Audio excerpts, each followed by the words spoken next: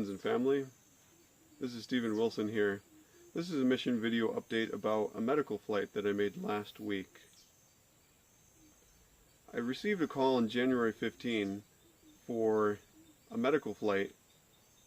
The request was for a medical flight to transport a 3-year-old girl who was having seizures and vomiting from the town of Urubamba, Bolivia to Santa Cruz, Bolivia. I received the call too late in the afternoon on January 15 to make the flight that day, but they told me the flight was urgent but not an emergency. So I waited till January 16. January 16, the next day, dawned rainy, with heavy rain and low clouds. So the weather delayed the flight until about midday. A little after noon, we were able to file a flight plan and take off from Guayaquil to head to Urubamba. It was still raining and there was still clouds along the route, but it was marginal VFR by that point.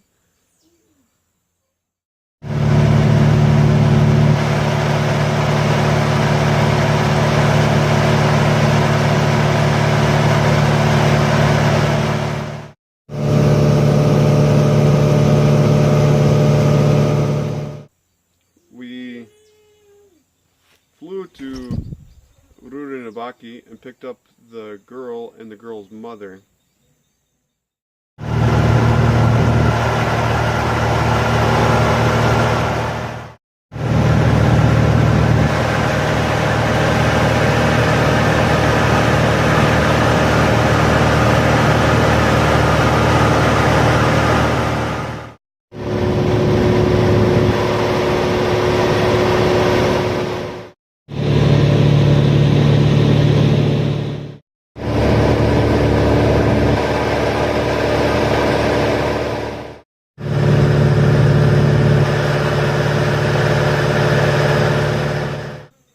We flew them to Santa Cruz, and we had to land at the international airport in Santa Cruz.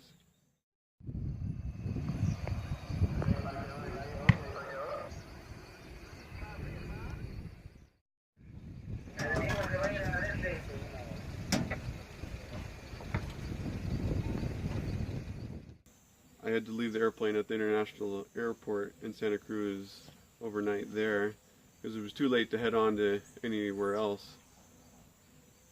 The next day, January 17, we left the TV station in Santa Cruz, Advenir, and headed at 5 o'clock in the morning and headed to the international airport.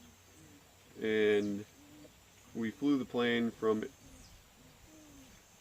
the international airport in Santa Cruz to the grass runway at the TV station, and after we landed at the TV station, I got a call from the girl's father, who was still in Urubamba, and he told me that his daughter had died that night in the hospital.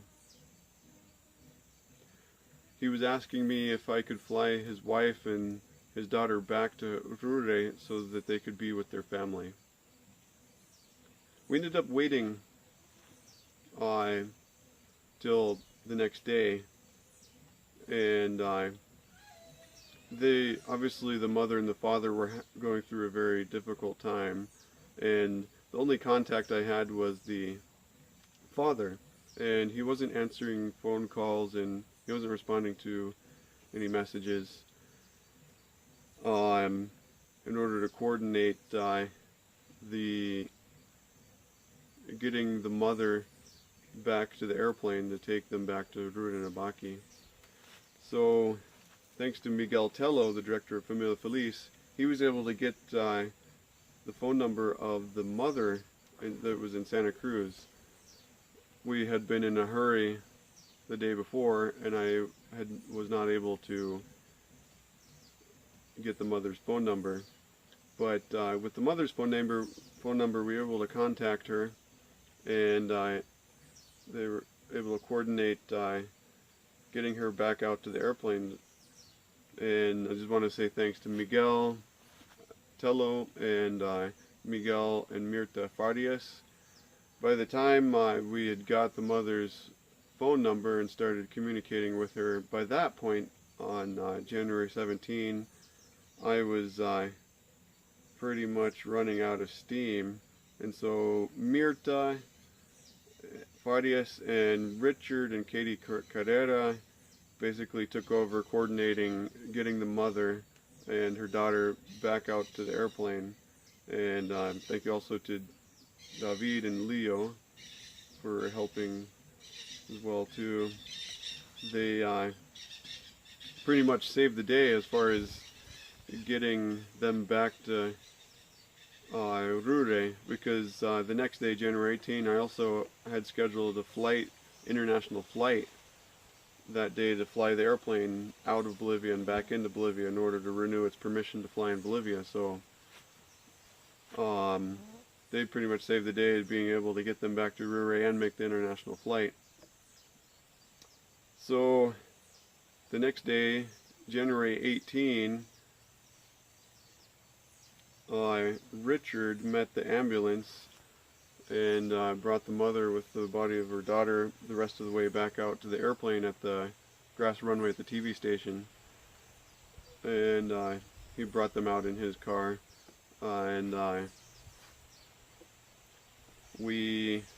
They arrived at about, I believe, 3:30 in the morning. And so then we loaded the plane and boarded the plane, and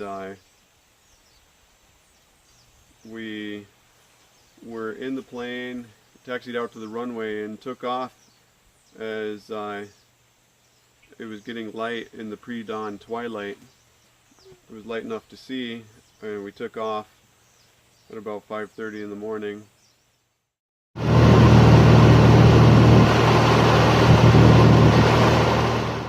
And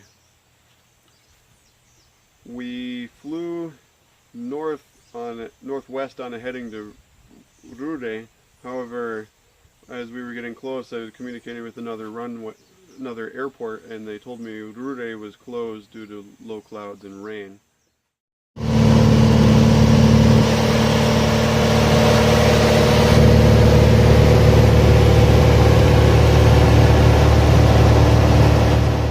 So we diverted to another airport named Reyes, which is located about 15 miles away from Rure. And Reyes has a grass runway, and we landed there, and we pulled up to the platform next to the little terminal with as the control tower on top of the little terminal. And I parked the plane on the platform, and normally those controllers in that control tower are very friendly.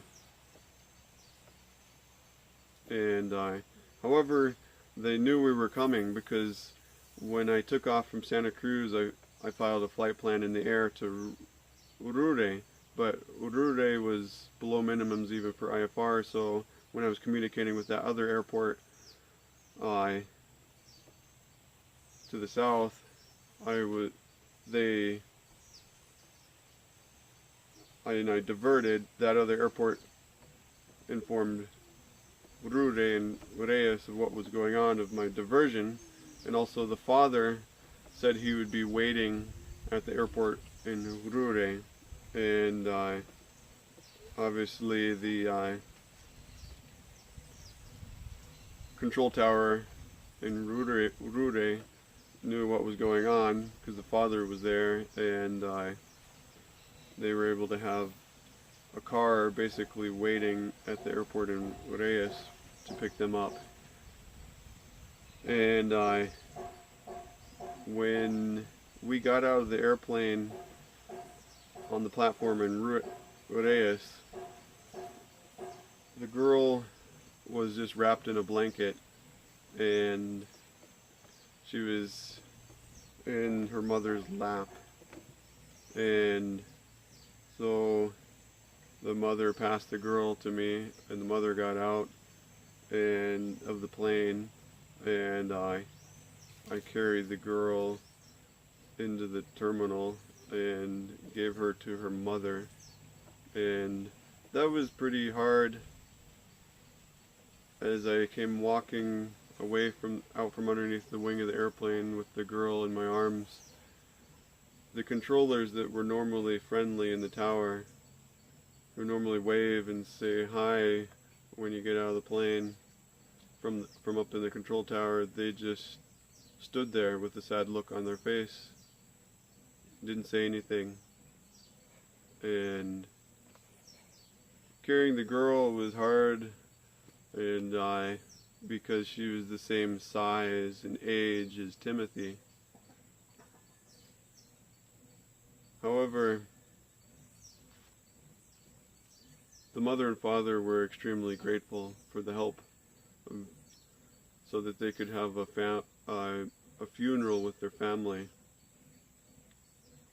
And I told them that they could see their daughter again when Jesus comes again, if Jesus is their Savior. And I shared with them a copy of The Desire of Ages and The Great Controversy. So I was glad to be able to share the hope that we have as Christians. And I continued on. We filed a flight plan to Guaidá, and I flew to Guaidá, and I was able to make the international flight from Guaidá out of Bolivia into Brazil, and then back into Bolivia that afternoon. And with the help of Helen coordinating things on the ground, like fuel and immigration and other things in Guaidá. If I had been about 10 minutes later, I would not have made the international flight that afternoon. Every 30 days with the U.S. registered airplane, we have to make an international flight in and out of Bolivia to renew its permission to operate in Bolivia. I just want to say thank you to everybody for your prayers and support, and thank you for supporting us in this work, that we're able to help people in very difficult times in their lives, and we're able to share the hope that we have of the second coming of Jesus. Thank you, and God bless.